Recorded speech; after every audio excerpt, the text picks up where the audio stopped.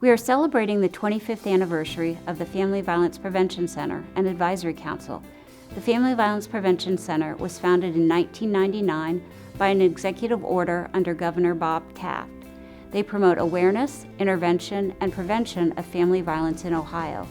The Advisory Council is a multidisciplinary group of family violence experts from across Ohio who come together to provide guidance, evaluate and inform state law and policy, and promote systemic collaboration to prevent and respond to family violence.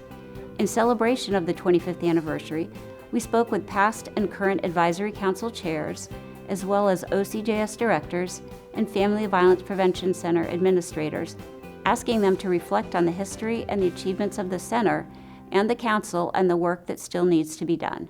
Our first meeting was in June of 1999, and they brought co-chairs together and interested parties that were going to be very much part of the beginning of the process. The importance of the council is because it brings all of the players when it comes to domestic violence, interpersonal violence, teen dating, sexual assault, family violence. It brings them all together to talk about how the existing statutes are working or not working, where there are gaps. I like to think of them as a brain trust. They were formed almost 25 years ago, come September, and it was a gathering of like-minded individuals from a variety of agencies around the state. It includes both state agency partners as well as nonprofits, other agencies that are providing direct services in the field in both of these arenas, the domestic violence, interpersonal violence, and sexual assault. This group has been in existence for a long time.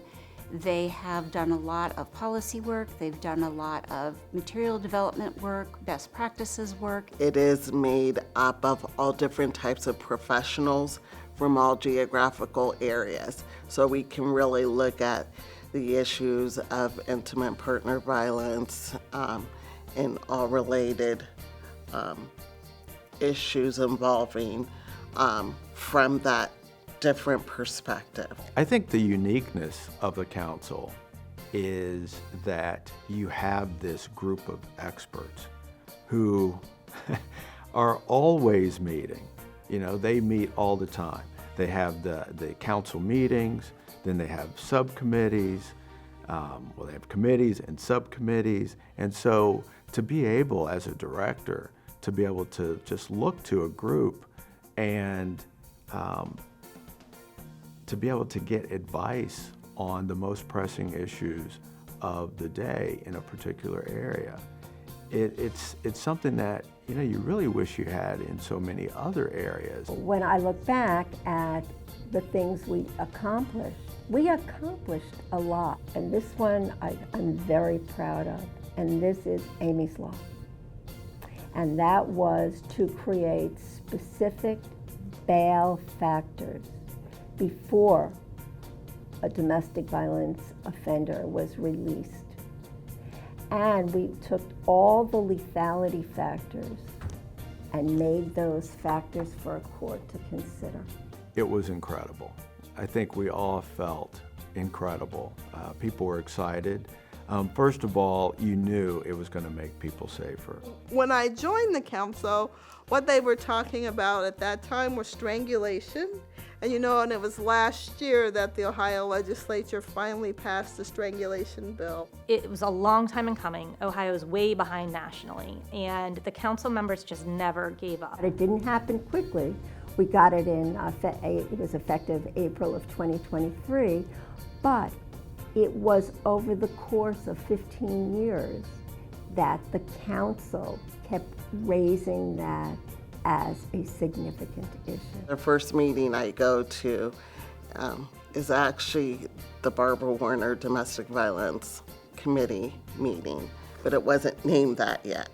This executive order and policy was kind of there waiting to be signed. And so through a lot of work that year, which would have been 2008, it would have been National Crime Victims' Rights Week of 2008.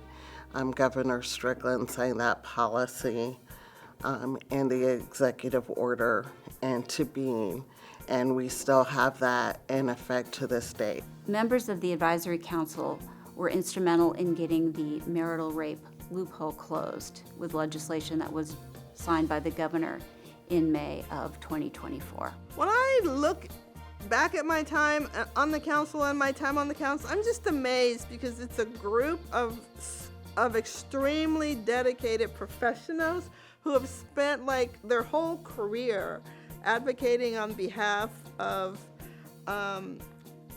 victims of domestic violence or sexual assault or family violence, their whole career. And these are some very committed people. What you have with the council is a group of people who you get to build a relationship with. You get to understand them, they get to understand you, and you get to have a real relationship of trust.